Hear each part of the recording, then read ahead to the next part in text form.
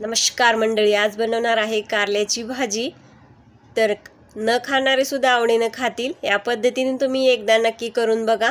तर मी आता इथे कारली पातळ स्लाइस मध्ये कट करून घेतलेले आहेत। कधीही कारलं पातळ चिरायचं, कारण भाजतं लवकर।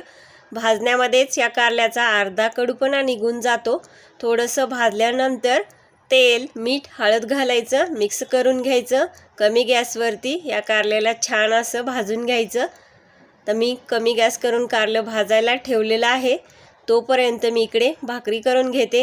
या भाकरीच्याच तव्यावरती मला कारल्याची भाजी करायची आहे। भेंडीची, कारल्याची मोस्टली मी तव्यावरतीच भाजी करते, चवीला छान लागतात म्हणून। तवा तर गरमच होता। जिरे मोहरीची फोडणी केली, लसूण घातला, कांदा घातला। कांदा उभा पातळ चिरून घातलेला आहे। आपल्याला आवडेल तसा आपण कट करून घालू शकतो।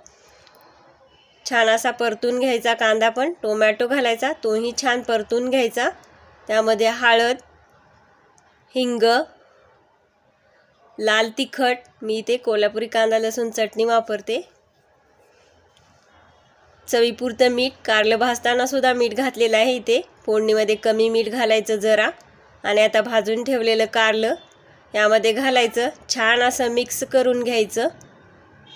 छान मिक्स करून झाल्यानंतर ॲक्च्युली ह्यामध्ये गूळ घालायचा असतो, पण माझ्याकडे आता थोडासुद्धा गूळ नाही आहे, म्हणून मी इथं साखर घातलेली आहे। साखर घालू नका, गूळच घाला असेल तर। आता नाही आहे म्हणून मी घातलेलं आहे। शेंगदाण्याचं कूट घालायचं। शेंगदाण्याचं कूट आवडत नसेल तर खोबऱ्याचा खीस घालू शकता, सुक्या किंवा ओल्या। कोथिंबीर घालायची भरपूर सारी। छान असं मिक्स करायचं। झाली कारल्याची भाजी तयार। चवीला अप्रतिम लागते, कडू तर अजिबातच लागत नाही। न खाणारे सुद्धा ही भाजी खायला मागतात। बघू शकता तुम्ही किती सुंदर भाजी दिसत आहे। बघा किती मस्त दिसते।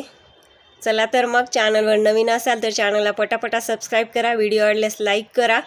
चला या तुम्ही मंडळी जेवायला, मी आता जेवते। धन्यवाद।